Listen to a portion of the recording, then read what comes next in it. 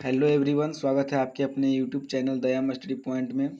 आज मैं आपकी अपनी बुक करतार प्रैक्टिस वर्कबुक से रागा का मोस्ट इम्पोर्टेंट क्वेश्चन कराऊंगा। तो आप लोग चलिए क्वेश्चन को देखिए। जैसा कि आप लोग जानते हैं कि मैंने 30 क्वेश्चन प्रैक्टिस सेट कराने का वादा किया है। ये 30 क्वेश्चन प्रैक्टिस सेट में कराऊंगा। तो ये मेरा प्रैक्टिस सेट 2 है और प्रैक्टिस सेट 1 मैंने चैनल पे अपलोड कर दिया है। उसको आप लोग अगर नहीं देखे हैं तो सबसे पहले जाकर आप लोग उसको देख लीजिएगा, उसके बाद इसको भी देखिएगा। तो चलिए प्रैक्टिस सेट अपना स्टार्ट करते हैं। ऑपरेशन विजय किससे संबंधित है? ऑपरेशन विजय किससे संबंधित है? तो ये ऑपरेशन विजय संबंधित है कारगिल युद्ध से। नेक्स्ट क्वेश्चन है, इसरो का मुख्यालय कहाँ स्थित है? इसरो का मुख्यालय कहाँ स्थित है? तो इसरो का मुख्यालय बेंगलुरु में स्थित है। इसरो का फुल फॉर्म बात करें, इसरो का फुल फॉर्म का, तो इसरो का फुल फॉर्म होता है Indian Space Research Organisation. Indian Space Research Organisation. चलिए नेक्स्ट क्वेश्चन, ख्वाजा मोइनुद्दीन चिश्ती का मकबरा कहाँ स्थित है? ख्वाजा मोइनुद्दीन चिश्ती का मकबरा कहाँ स्थित है? तो ये कहाँ स्थित है? अजमेर में स्थित है। चलिए नेक्स्ट क्वेश्चन, छऊ छऊ कहाँ का नृत्य है? छऊ कहाँ का नृत्य है? तो छऊ जो नृत्य है वो उड़ीसा का नृत्य है। चलिए नेक्स्ट क्वेश्चन, भारतीय प्रतिरक्षा के संदर्भ में धनुष क्या है? भारतीय प्रतिरक्षा के संबंध में धनुष क्या है? तो धनुष क्या है? प्रक्षेपास्त्र। चलिए नेक्स्ट क्वेश्चन देख लेते हैं, ऑस्कर पुरस्कार किस क्षेत्र में दिया जाता है? ऑस्कर पुरस्कार किस क्षेत्र में दिया जाता है? तो ये किस क्षेत्र में दिया जाता है? फिल्म के क्षेत्र में ऑस्कर पुरस्कार दिया जाता है। चलिए नेक्स्ट क्वेश्चन, रेमन मैग्सेसे पुरस्कार, रेमन मैग्सेसे पुरस्कार किस देश का पुरस्कार है? तो रेमन मैग्सेसे पुरस्कार फिलीपींस देश का पुरस्कार है। रेमन मैग्सेसे पुरस्कार फिलीपींस का है। चलिए नेक्स्ट, क्षेत्रफल की दृष्टि से भारत का सबसे बड़ा केंद्र शासित प्रदेश कौन है? क्षेत्रफल की दृष्टि से भारत का सबसे बड़ा केंद्र शासित प्रदेश कौन है? तो ये कौन है? ऑप्शन नंबर 3 यानी ऑप्शन नंबर से अंडमान निकोबार द्वीप समूह क्षेत्रफल की दृष्टि से सबसे बड़ा केंद्र शासित प्रदेश है। चलिए नेक्स्ट क्वेश्चन देखते हैं, गायत्री महामंत्र किस वेद से लिया गया है? गायत्री महामंत्र किस वेद से लिया गया है? तो ये ऋग्वेद से लिया गया है और ऋग्वेद को सबसे पुराना वेद माना जाता है। ओके, चलिए नेक्स्ट क्वेश्चन, अनुच्छेद 368 का संबंध है किससे? निर्वाचन आयोग से, वित्त विधेयक से, मूल्य कर्तव्य से या संविधान संशोधन से? किससे है? तो अनुच्छेद 368 का संबंध संविधान संशोधन से है। संविधान संशोधन से। राष्ट्रीय ध्वज में चक्र किसका प्रतीक है? तो राष्ट्रीय ध्वज में चक्र प्रगति का प्रतीक है। प्रगति का प्रतीक राष्ट्रीय ध्वज का चक्र है। चलिए 37 नंबर क्वेश्चन, भाभा परमाणु अनुसंधान केंद्र कहाँ स्थित है? भाभा परमाणु अनुसंधान केंद्र कहाँ स्थित है? तो ये कहाँ स्थित है? मुंबई में। चलिए नेक्स्ट क्वेश्चन, बंगाल में अस्थाई बंदोबस्त कब लागू हुआ? बंगाल में अस्थाई बंदोबस्त कब लागू हुआ? तो ये कब लागू हुआ? 1793 ईस्वी में। 1793 ईस्वी में। Option number A. चलिए नेक्स्ट क्वेश्चन देखते हैं, ओलंपिक खेल 2016 किस नगर में आयोजित हुए? ओलंपिक खेल 2016 किस नगर में आयोजित हुए? कौन से देश में आयोजित हुआ था? Moscow, Osaka, Rio de Janeiro, London.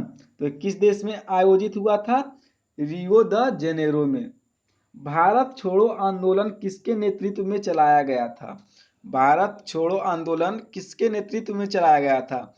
तो ये आंदोलन नेतृत्वहीन के नेतृत्व में चलाया गया था। चलिए नेक्स्ट क्वेश्चन देख लेते हैं, तो 27 नंबर क्वेश्चन क्या कर रहा है देखते हैं। निम्न आकृति श्रृंखला में अगली आकृति का चयन दिए गए विकल्पों में से करें। तो देखिए इस क्वेश्चन को आप लोग बारीकी से समझिएगा।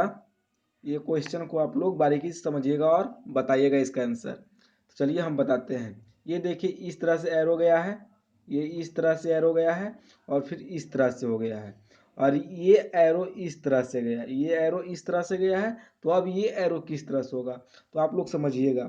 ये देखिए ये इस तरह से, इसका डायरेक्शन जो है इस तरह से है, इसका डायरेक्शन इस तरह से है, तो ये एंटी क्लॉकवाइज है, ये एंटी क्लॉकवाइज है, ये एंटी क्लॉकवाइज है। और इसका जो डायरेक्शन है, ये एरो का जो डायरेक्शन है इस तरह का है, इस तरह का है, तो ये क्लॉकवाइज है। तो जब ये इस तरह से घूमेगा तो यह किस तरह का फॉर्म करेगा, ये ऑप्शन नंबर 3 की तरह फॉर्म करेगा। Option number 3 is right answer, ये क्लॉकवाइज घूमेगा, ये क्लॉकवाइज घूमेगा। चलिए नेक्स्ट क्वेश्चन देखते हैं। 33 नंबर का क्वेश्चन कह रहा है निम्नलिखित श्रृंखलाओं में आकृति का चुनाव दिए गए विकल्पों में से करें। तो देखिए हम इसको सोल्व करते हैं।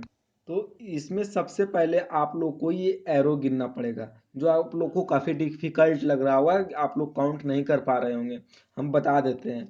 इसमें देखिए, इसमें जो इस तरह से दिया हुआ है, इस तरह से दिया हुआ है, देखिए इस तरह से 1 2 3 4 5 और ये 6, ये शुरू में 6 दिया हुआ है, फिर इसमें 5 दिया हुआ है, फिर इसमें 4 दिया हुआ है, इसमें 3 दिया हुआ है।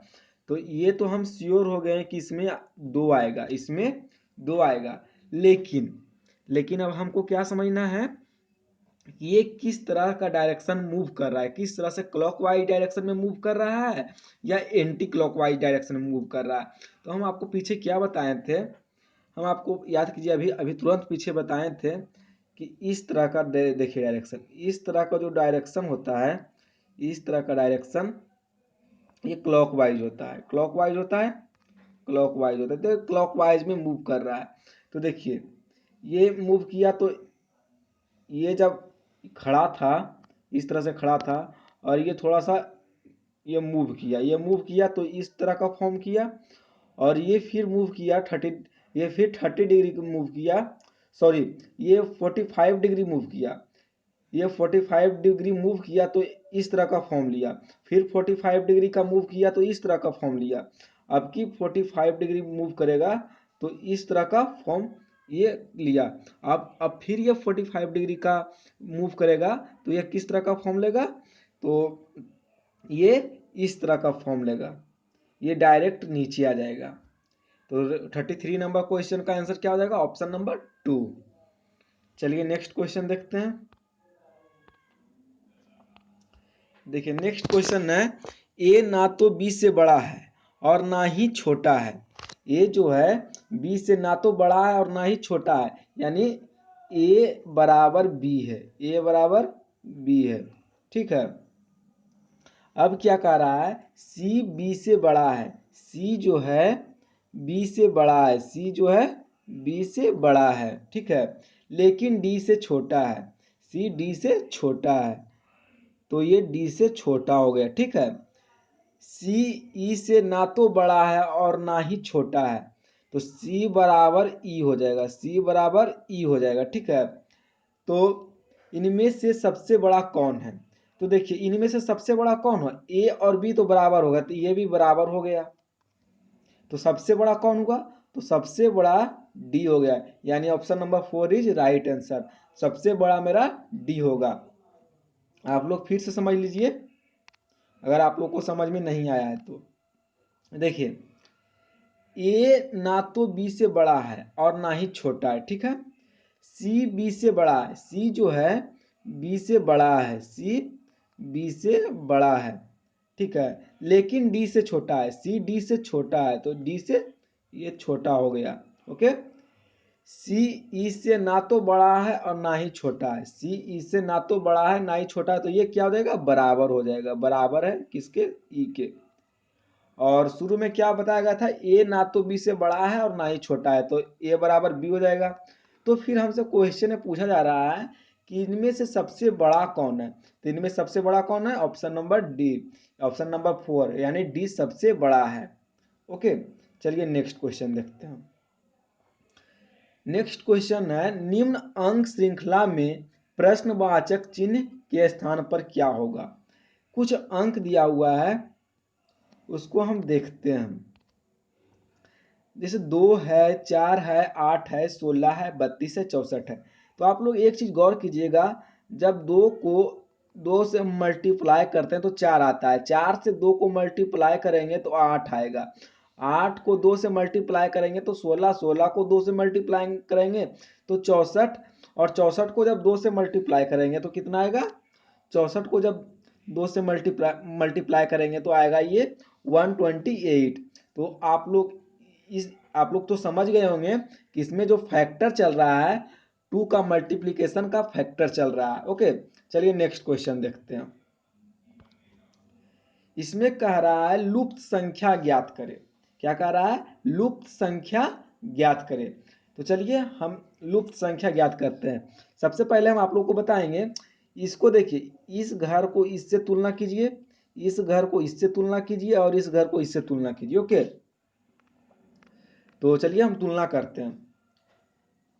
जब हम देखिए 8 को, जब हम 8 को 8 का क्यूब करेंगे, 8 का, सॉरी थोड़ा सा पेन मोटा कर लेते हैं, ठीक है।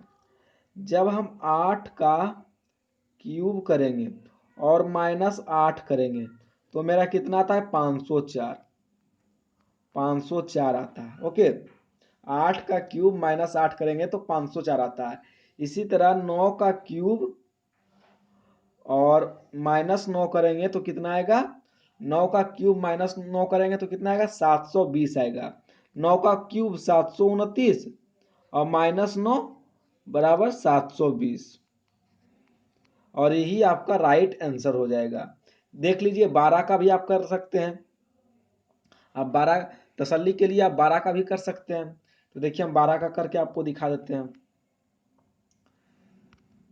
12 का क्यूब -12, तो 12 का क्यूब होता है 1728, 12 का क्यूब होता है 1728, और जब इसमें 12 माइनस करेंगे तो कितना आएगा, 1716 आएगा, 1716 आएगा। ठीक है, आप लोग देख सकते हैं ऊपर कि 12 का जो सीध में दिया हुआ था, 12 का अपोजिट जो था वो 1716 ही था। तो चलिए अब हम नेक्स्ट क्वेश्चन को देखते हैं। यदि किसी सांकेतिक भाषा में यर्न को DZQM लिखा जाता है तो उसी भाषा में नेस्ट को क्या लिखा जाएगा। तो चलिए इसको भी सोल्व करते हैं। यदि किसी सांकेतिक भाषा में, देखिए EARN, यर्न को क्या लिखा जाता है, DZQM। तो आप लोग एक चीज गौर कीजिए कि देखिए जब ई में 1 माइनस करते हैं तो डी आता है, ए में 1 माइनस करते हैं तो जेड आता है, आर में 1 माइनस करते हैं तो क्यू आता है, यानी आर के एक पहले क्यू आता है, जब एन में 1 माइनस करते हैं तो एम आता है। तो इसी प्रकार हम जब हम नेक्स्ट में एक एक माइनस करेंगे तो जो आंसर आएगा वही मेरा राइट आंसर होगा। तो चलिए करके देखते हैं। देखिए NEST नेस्ट, और इसमें जब हम 1 माइनस करेंगे तो कितना आएगा, क्या आएगा, एम आएगा। ई में हम 1 माइनस करेंगे तो क्या आएगा, डी आएगा। एस में 1 माइनस करेंगे तो क्या आएगा, आर आएगा। PQRS होता है तो आर आएगा। और टी में 1 माइनस करेंगे तो क्या आएगा, एस आएगा, ST होता है। तो देखिए MDRS कौन सा ऑप्शन में है, ये ऑप्शन नंबर 2 में, इसलिए राइट आंसर ऑप्शन नंबर 2 होगा। चलिए नेक्स्ट क्वेश्चन देखते हैं।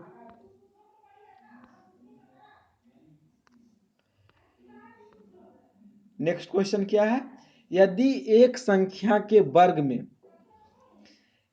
56 का स्क्वायर जोड़ा जाता है तो उत्तर 4985 प्राप्त होता है, तो वह संख्या है। तो देखिए, मान लेते हैं किसी संख्या x है, कोई संख्या x है, कोई संख्या x है, और इसका स्क्वायर में 56 का स्क्वायर जोड़ते हैं तो कितना आता है, 56 का स्क्वायर जोड़ते हैं तो आएगा 4985, 4985 आता है। ठीक है, तो सबसे पहले आप 56 का स्क्वायर निकालिए, तो एक्स स्क्वायर करेंगे प्लस 56 का स्क्वायर निकालेंगे तो 56 का स्क्वायर कितना होता है, 3136 में हम निकाल चुके हैं, आप लोग निकाल के देख लीजिएगा। 3136 बराबर 4985। ओके, अब हम क्या करेंगे, आप लोग खुद से भी कर सकते हैं। अब हम देखिए क्या करेंगे, एक्स स्क्वायर का मान निकालेंगे, तो एक्स स्क्वायर का मान किस तरह से निकालेंगे, 4985 माइनस 3136, 3136 इस तरह से 3136 को माइनस करेंगे तो एक्स स्क्वायर का मान कितना आएगा, तो एक्स स्क्वायर का मान मेरा आता है 1849, 1849। अब हमसे क्या पूछ रहा है, एक्स का मान पूछ रहा है, तो एक्स स्क्वायर का मान इतना आ गया है तो हम एक्स का मान भी निकाल सकते हैं। तो एक्स का मान देखिए किस तरह से निकालेंगे, एक्स का मान हम इस तरह से निकालेंगे, एक्स बराबर इसको अंडर रूट कर देंगे 1849, और ये किसका अंडर रूट होता है, ये आपका 43 का अंडर रूट होता है।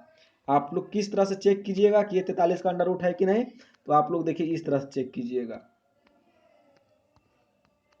जैसे देखिए 9 का स्क्वायर करेंगे तो 9 का यूनिट डिजिट लास्ट में क्या आएगा, एक आएगा, क्या आएगा, एक आएगा। और 56 का करेंगे तो 6 छक 36, 6 आएगा। 48 का करेंगे तो 8 64, 4 आएगा। लेकिन 43 का करेंगे तो 9 आएगा। और यहाँ पर देखिए, यहाँ पर जो मेरा लास्ट का यूनिट डिजिट है 9 है, इसलिए 43 ही मेरा राइट आंसर होगा। तो चलिए, आप लोग, आई होप कि आप लोग पूरी अच्छी तरीके से ये समझ गए होंगे। तो चलिए नेक्स्ट क्वेश्चन देखते हैं। नेक्स्ट क्वेश्चन है, 7 का छोटा से छोटा गुणांक कौन सा है जो 6, 9, 15 तथा 18 से भाग देने पर शेष 4 बचता है। तो इसको हम कुछ नहीं करेंगे, सिंपली इसका ये सभी का सबसे पहले हम ये सभी का ये 6, 9, 15 और 18 का एलसीएम लेंगे। तो जब हम इसका एलसीएम लेंगे तो इसका एलसीएम मेरा कितना आएगा, आप लोग एलसीएम ले लीजिएगा। एलसीएम लेते हैं तो एलसीएम मेरा 90 निकलेगा। इसका एलसीएम करेंगे तो एलसीएम इसका 90 आता है। और तो देखिए इसमें 90 कहीं चारों ऑप्शन में इसका आंसर है, तो 90 में इसका एलसीएम तो 90 किए, तो 90 में इसका भाजक जो होता है, भाजक निकालने के लिए इसमें 1 से गुना करते हैं, क्योंकि 1 से भागा दिया और प्लस 4, तो देखिए इसमें 94 आया। ठीक है, तो देखिए इसमें 94 कहीं आंसर है, नहीं इसमें आंसर है। अब हम क्या करेंगे, 90 को 2 से गुना करेंगे, 90 को 2 से गुना करेंगे, 90 को 2 से गुना करेंगे, फिर 4 को ऐड करेंगे तो कितना आ जाएगा, 184 आएगा। 184 भी मेरा आंसर नहीं है। फिर अब हम क्या करेंगे, 90 को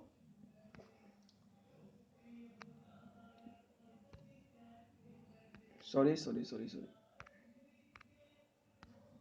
फिर हम 90 को 3 से गुना करेंगे, क्या करेंगे, 90 को 3 से गुना करेंगे, 90 को 3 से गुना करेंगे और 4 को ऐड करेंगे तो 9 के 27, 274 आता है, 274 आता है। ये भी आपका आंसर नहीं है।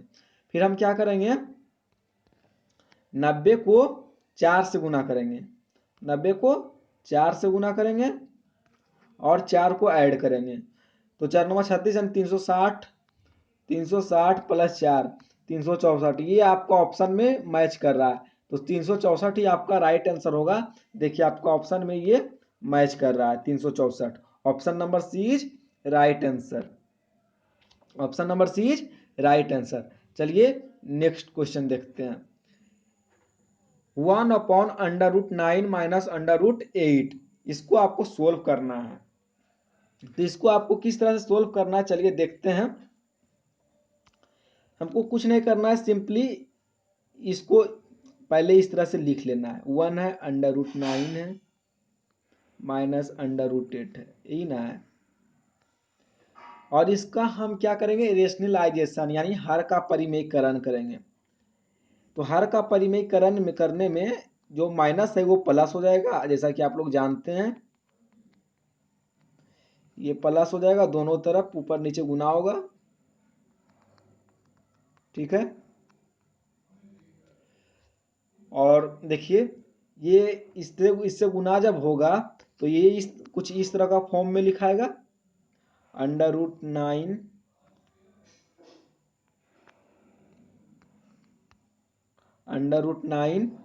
प्लस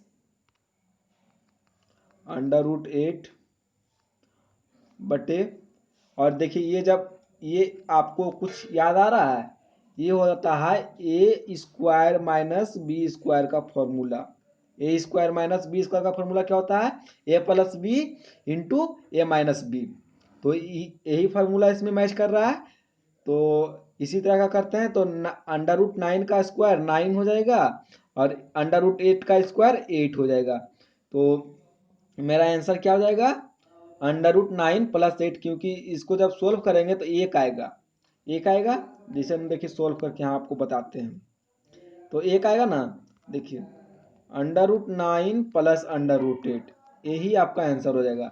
और ये देखिए आपका किस ऑप्शन में मैच कर रहा है, ये आपका ऑप्शन नंबर सी में मैच कर रहा है। तो option number C is right answer. चलिए नेक्स्ट क्वेश्चन देखते हैं।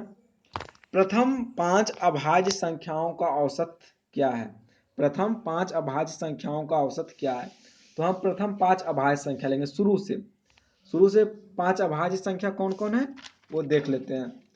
शुरू से 5 अभाज्य संख्या 2 है, 3 है, 5 है, 7 है और 11 है। जब हम ये सभी को जोड़ के हम 5 से डिवाइड करेंगे, सबके जोड़ को, ये सभी को जोड़कर कितना आता है, ये सभी को जोड़कर 28 आता है। 28 को जब हम डिवाइड करेंगे 5 से तो कितना आएगा, 5.6 आएगा। और यही मेरा राइट आंसर होगा। तो 5.6 किसमें है, ऑप्शन नंबर ए में है। चलिए नेक्स्ट क्वेश्चन देखते हैं। एक व्यक्ति के पास 1 रुपये, 5 रुपये तथा 10 रुपये के नोटों के रूप में 640 रुपये की राशि है। यदि प्रत्येक नोट समान संख्या में हो तो उसके पास कुल मिलाकर कितने नोट हैं। तो एक बार फिर से पढ़िए। एक व्यक्ति के पास 1 रुपये, 5 रुपये तथा 10 रुपये के नोटों के रूप में 640 रुपया की राशि है। यदि प्रत्येक नोट समान संख्या में हो तो उसके पास कुल मिलाकर कितने नोट हैं। तो आप लोग इसको कुछ नहीं कीजिएगा, सिंपली आप लोगों को क्या करना है, नोटों का मूल्य x मानना है। नोटों का मूल्य x मानना है, नोटों का मूल्य। तो 1 रुपया था तो x हो गया, और 5 रुपया तो 5x होगा, और 10 रुपया था तो 10x होगा। इतना ही था। और सभी नोटों का टोटल मान कितना आ रहा है, 640 आ रहा है। 640 आ रहा है। तो सभी को ऐड करके कितना आ रहा है, 16x हो रहा है। 16x बराबर 640, 16 चौका 64, तो यानी x का मान जो आएगा वो 40 हो जाएगा। तो आज का वीडियो यहीं समाप्त करते हैं। और अगर आप लोग को ये वीडियो अच्छी लगी हो तो इसे लाइक कीजिएगा, और अगर आप लोग हमारे चैनल पर नए हैं तो इसे सब्सक्राइब जरूर कीजिएगा, क्योंकि रोज़ मैं करतार प्रैक्टिस वर्क बुक का जो मेरा ये जो सीरीज चल रहा है वो टोटल मैं एक सीरीज तो पहले करा चुका हूँ, ये मेरा सेकेंड सीरीज है। और इसके 28 सीरीज जो बचा है वो हम आगे कराएंगे। तो आप लोग सब्सक्राइब कर लीजिएगा, तभी आप लोग को नोटिफिकेशन मिलते रहेगा। तो चलिए नेक्स्ट वीडियो में मिलते हैं।